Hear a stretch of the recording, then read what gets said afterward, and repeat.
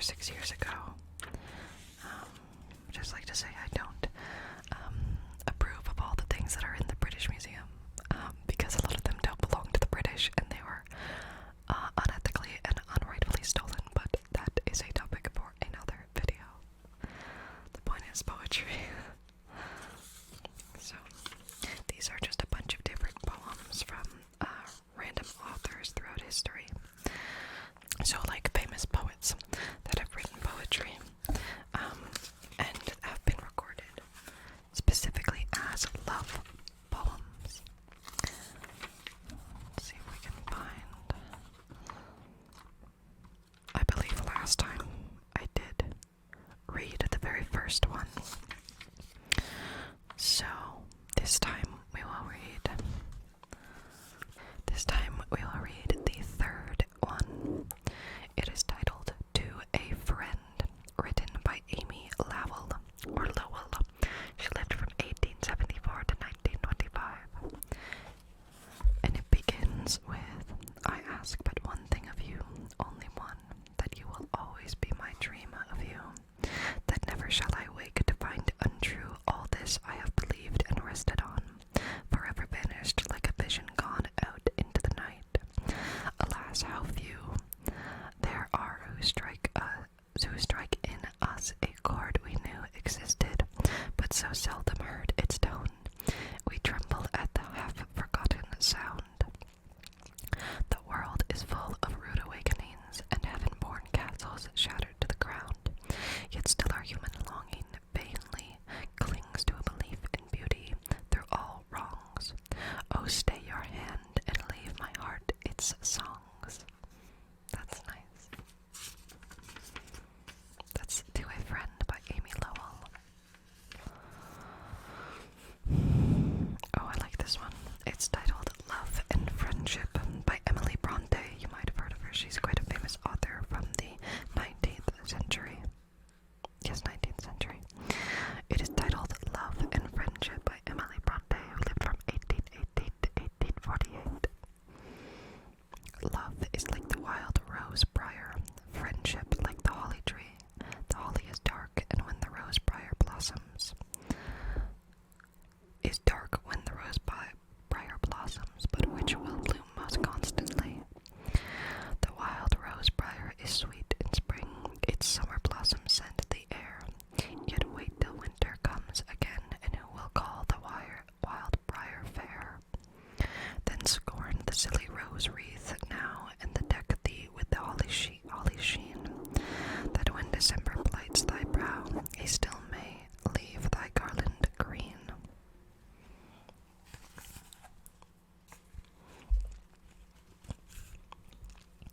This next one is titled Love Will Find Out the Way. It's quite long, and it's an anonymous poem. Over the mountains and over the waves, under the fountains and under the graves, under floods that are the deepest which Neptune obey, over rocks that are steepest, love will find out the way. When there is no place for the glowworm to lie, when there is no space for receipt of a fly, when the midge dares not venture lest herself fast she lay, but if love come he will enter and will find out the way. Some think to lose him by having him confined, and some do suppose him poor heart to be blind. But if never so close you wall him, do the best that you may. Blind love, if so you call him, will find out his way. You may train the eagle to stoop to your fist, and you may inveigle the phoenix of the east. The lioness, you may move her to give over her prey, but you'll never stop a lover, he will find out his way. If the earth it should part him, he would gallop it over. If the sea should overthwart him, he should swim to the shore. Should his love become a swallow through the air to stray, love will lend wings to follow, and will find out the way. There is no striving to cross his intent, there is no contriving his plots to prevent. But if once the message greet him that his true love doth stay, if death should come and meet him, love will find out the way.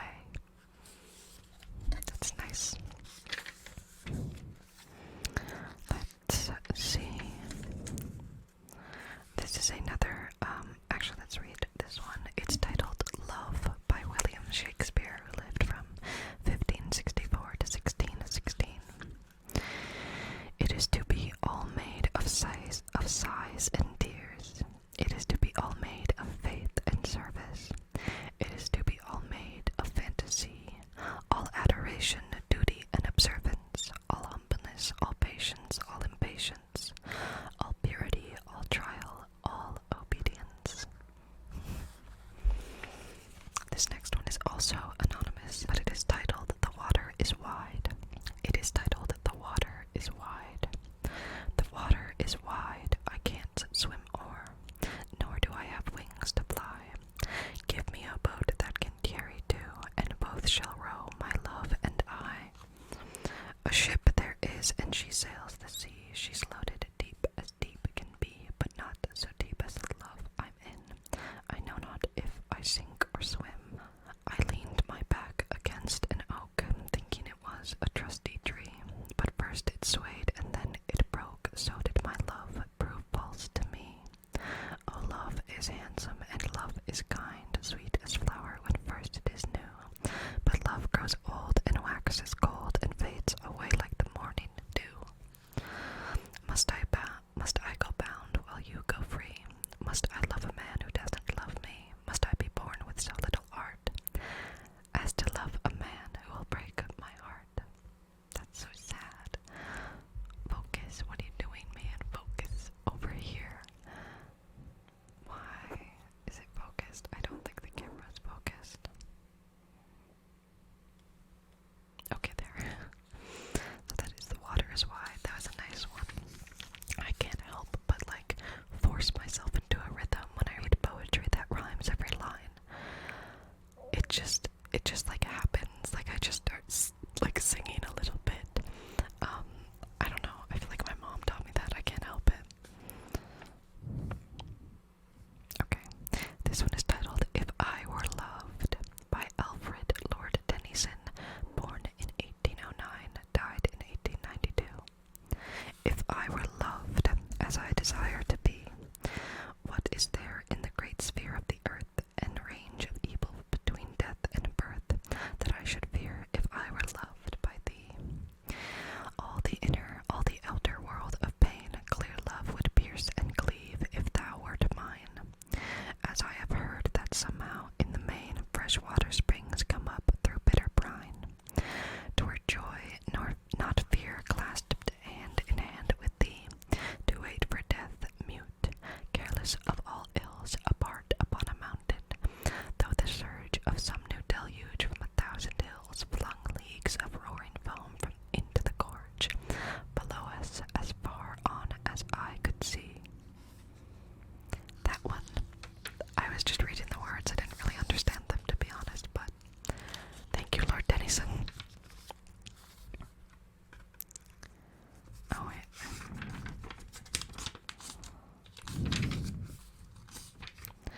So this one is titled Madam, Will You Walk by Anonymous. I should like to buy thee a fine lace cap with 5 yards of ribbon to hang down your back if thou wilt walk with me. I will not accept of the fine lace cap with the 5 yards of ribbon to hang down my back, nor I will not walk with thee.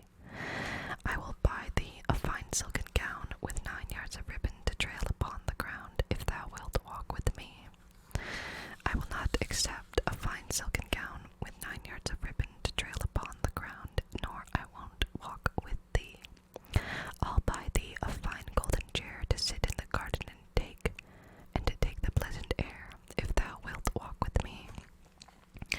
I will not accept thy fine golden chair to sit in the garden and to take the pleasant air, nor I will not walk with thee. It's I will give thee the keys of my chest, to take gold and silver when thou art distressed, if thou wilt walk with me. I will not accept the keys of your chest to take the gold and silver when I am distressed, nor I will not walk with thee. I give thee the key, oh the key of my heart, and thy heart and my heart shall never depart.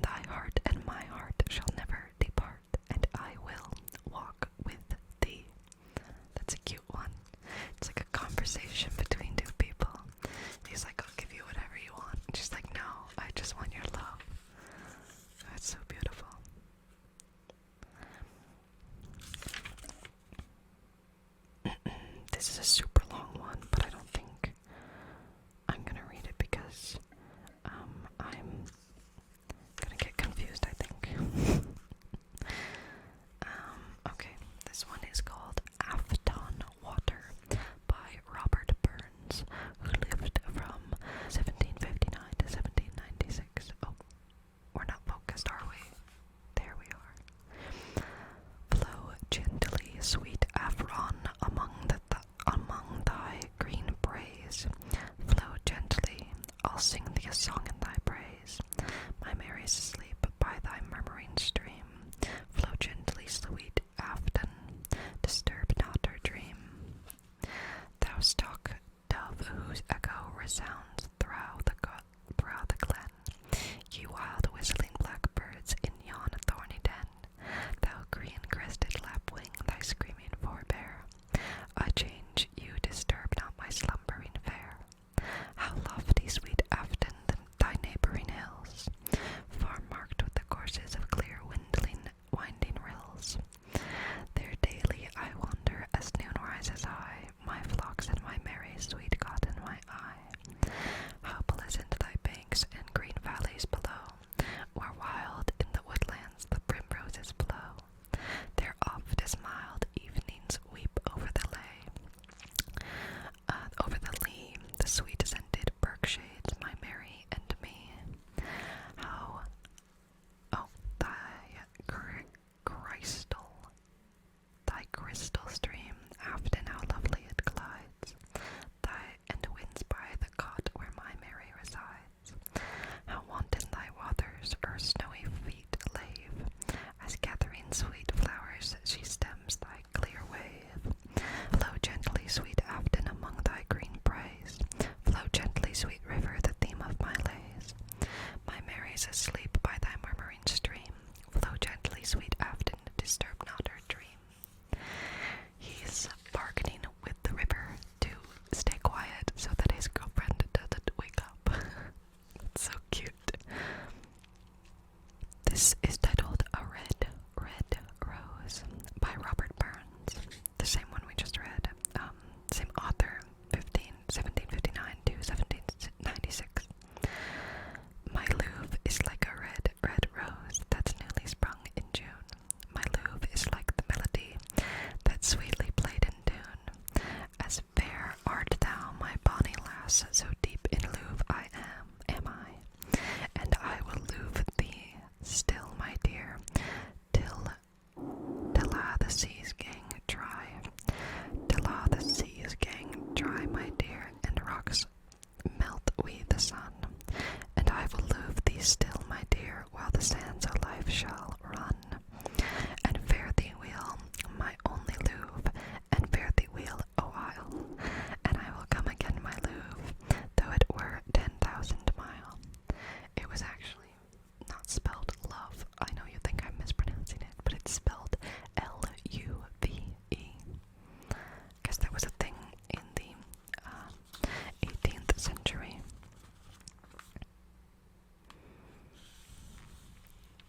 Read that one in the last video. I can't help but I love Walt Whitman. Let's see what else. This one is titled Meeting by Matthew Arnold, 1822 to 1888. Again, I see my bliss at hand, the town, the lake are here. My Marguerite smiles upon the strand, unaltered with the year. I know that graceful figure fair, that cheek of languid hue. I know that soft in-cheek-curved hair, and those sweet eyes of blue. Again I spring to make my choice, again in tones of ire. I hear a God's tremendous voice be counselled and retire. Ye guiding powers who join and part, what would you have with me? Warn some more ambitious heart, and let the peaceful be.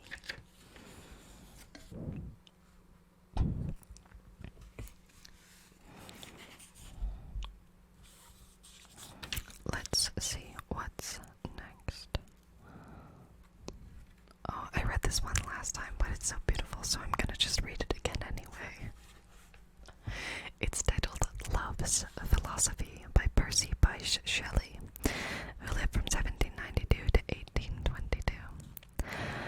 The fountains mingle with the river, and the rivers with the ocean. The winds of heaven mix forever with a sweet emotion. Nothing in the world is single, all things by a law divine.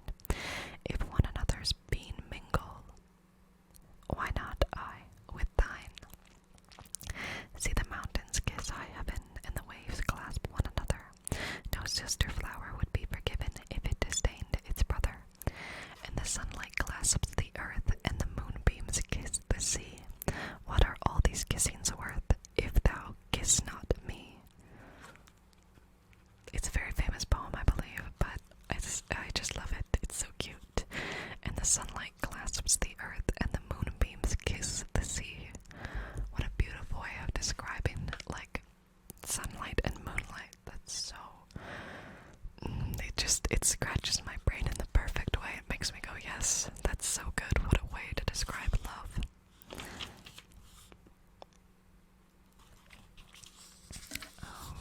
Okay, let's see what's next.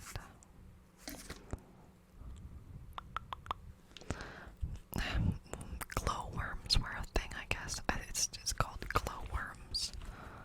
I don't know if you can see that. Glowworms.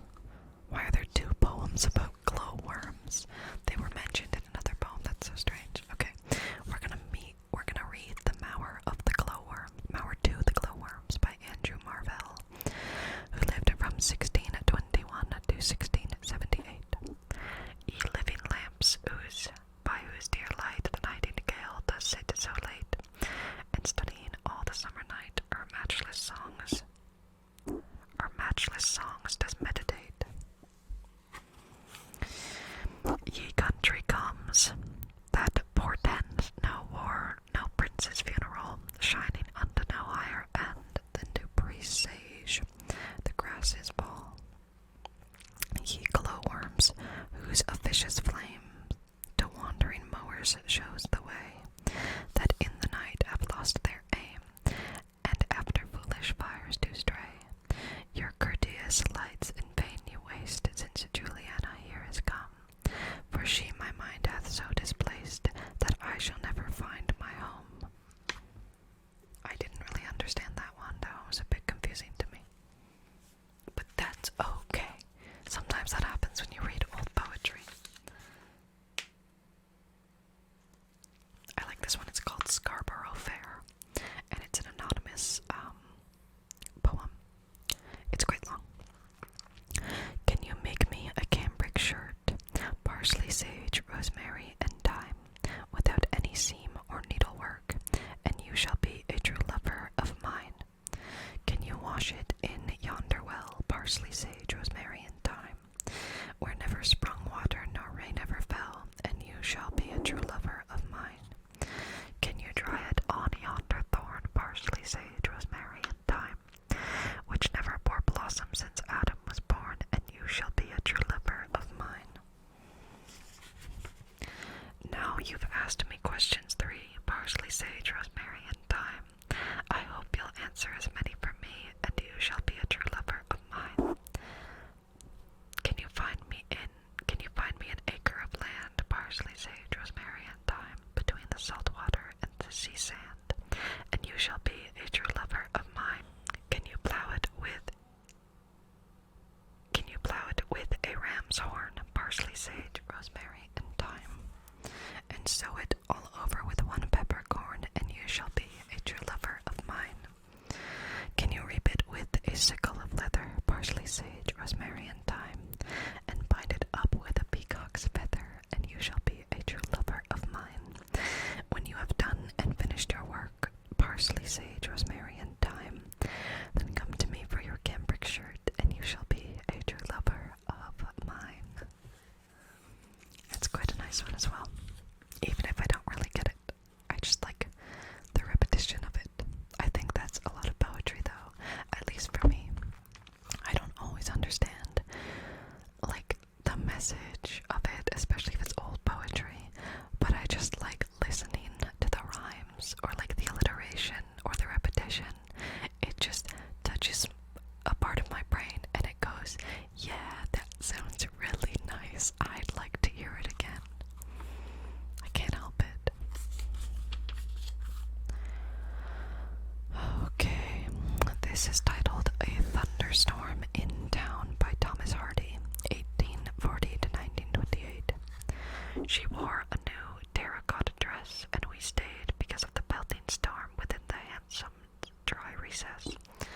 Though the horse had stopped ye motionless, we sat on snug and warm. Then the downpour ceased to my sharp sad pain, and the glass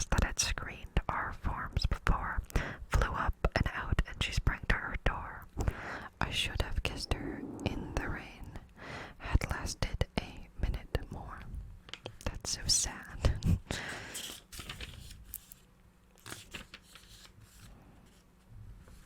This is titled If All the World and Love Were Young by Sir Walter Raleigh, 1554 to 1618.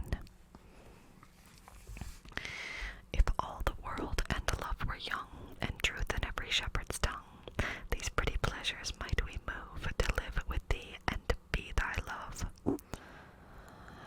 Time drives the flocks from field to fold, when rivers rage and rocks grow cold, and Philomel becometh dumb, the rest complain of cares to come.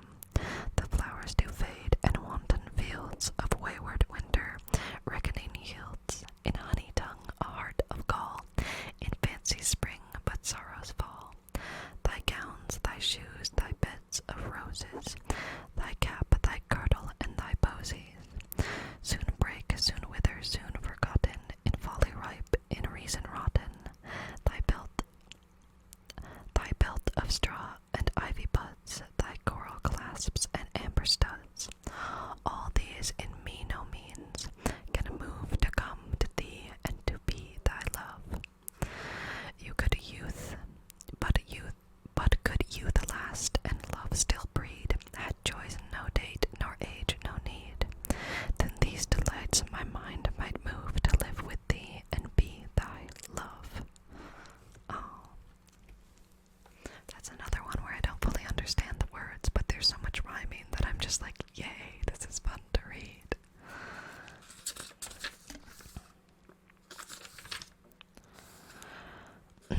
Let's see what is next. What shall we read next? Let's read this one. It's called An Hour with Thee by Sir Walter Scott, 1771 to 1832.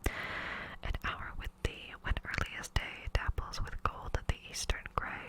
Oh, what can frame my mind to bear the toil and turmoil, cark and care? New grief which coming hours unfold, and sad remembrance of the old. 1 hour with thee. 1 hour with thee, when burning June waves his red flag at pitch of noon. What shall repay the faithful swain his labors on the sultry plain? And more than cave or sheltering bough, cool feverish blood with throbbing brow. 1 hour with thee. 1 hour with thee, when sun is set. Oh, what can teach me to forget the thankless labors of the day, the hopes, the wishes flung away, the increasing wants and lessening gains, the master's pride who scorns my pains. 1 hour with thee. So, this next one is titled Delight in Disorder by Robert Herrick. Robert Herrick, who lived from 1591 to 1674. A sweet disorder in the dress kindles in clothes a wantonness, alone about the shoulders thrown into a fine distraction, an erring lace which here and there enthralls the crimson stomacher, a cuff neglectful and thereby ribbons to flow confusedly, a winning wave deserving note in the tempestuous petticoat, a careless shoestring in whose tie I see a wild civility, do more bewitch me than when art is too precise in every part. Tempestuous petticoat, tempestuous petticoat, tempestuous petticoat, tempestuous petticoat, tempestuous petticoat.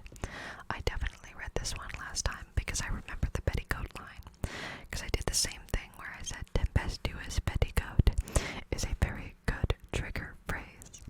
Tempestuous petticoat.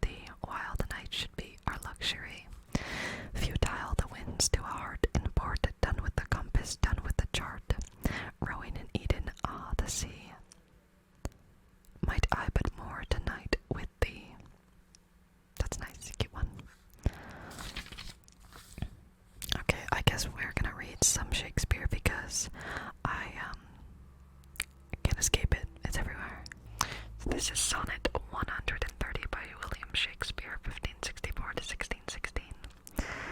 My mistress's eyes are nothing like the sun. Coral is far more red than her lips is red. If snow be white, why then her breasts are dun. If hairs be wires, black wires grow on her head. I have seen roses damasked red and white, but no such roses see I in her cheeks. And in some perfumes is there more delight than in the breath that from my mistress reeks. I love to hear her speak, yet well I know that music hath a far more pleasing sound. I grant I never saw a goddess go. My mistress when she walks treads on the ground. And yet by heaven I think my love as rare as any she bellied with false compare. That was a weird one for sure, but that's okay. Okay, we have a Roman one here by Catullus. It's titled My Woman by Catullus, who lived from 84 to 54 BCE. My woman says she wants no other lover than Jupiter. I messed up immediately. My woman says she wants no other lover than me, not even Jupiter himself. She says so. What a woman says to an eager sweetheart, right on the wind, right on the rushing waves.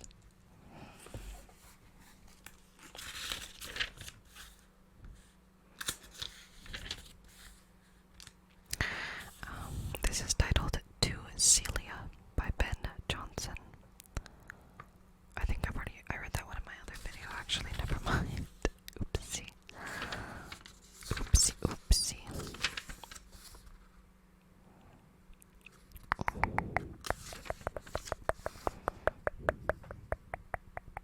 Okay, this one is titled O Divine Star of Heaven by John Fletcher, 1579 to 1625.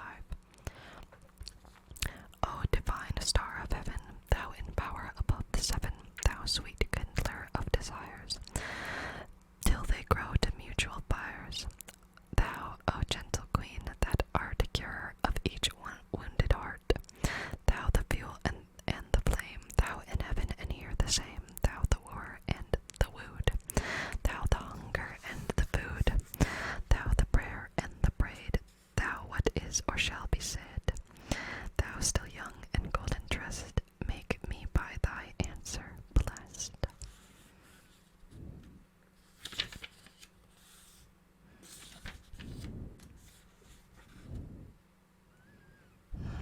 Let's see, what else? What is next? Okay, this is titled Song by Christina Rossetti, 1830 to 1894. Two doves upon the self-same branch, two lilies on a single stem, two butterflies upon one flower. Oh, happy they who look at them, who look upon them hand in hand, flushed in the rosy summer light, who look upon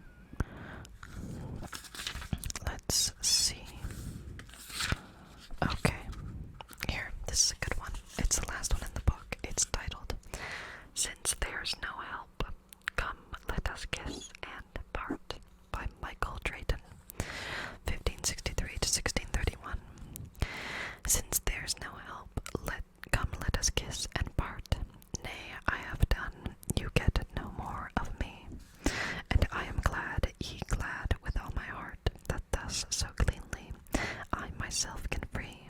Shake hands forever, cancel all our vows, and when we meet at any time again, be it not seen in either of our brows, that we one jot of former love retain, now at the last gasp a love's latest breath, when his pulse failing, passion speechless lies, when faith is kneeling by his bed of death, and innocence is closing up his eyes.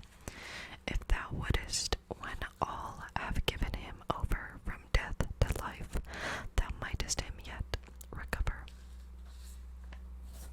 And that's it. Thank you all so much for watching. I really hope that you like this video. I hope that it helps to serve as a thank you for 700. Thank you again for 700. I will see you all in the next video. I'm sorry that my brother is so loud in all of these videos. I really hope that you enjoyed though. I love poetry, and I love poetry, so yeah, these are always fun to make. Maybe I'll do a few more in the future, if I can find more online and stuff. I really hope that you liked this video, and if you did, and you're not too tired, please hit the like button and subscribe to the channel, as it really helps out the channel, like, a lot. Comment down below if you have a favorite poem, or comment down below if there's a poem you'd like me to read. That'd be really cool. And I will see you all in the next video. Thank you, thank you, thank you, thank you, thank you, thank you, thank you, thank you, thank you, thank you, thank you, thank you, thank you, thank you, thank you, thank you, thank you, thank you so much.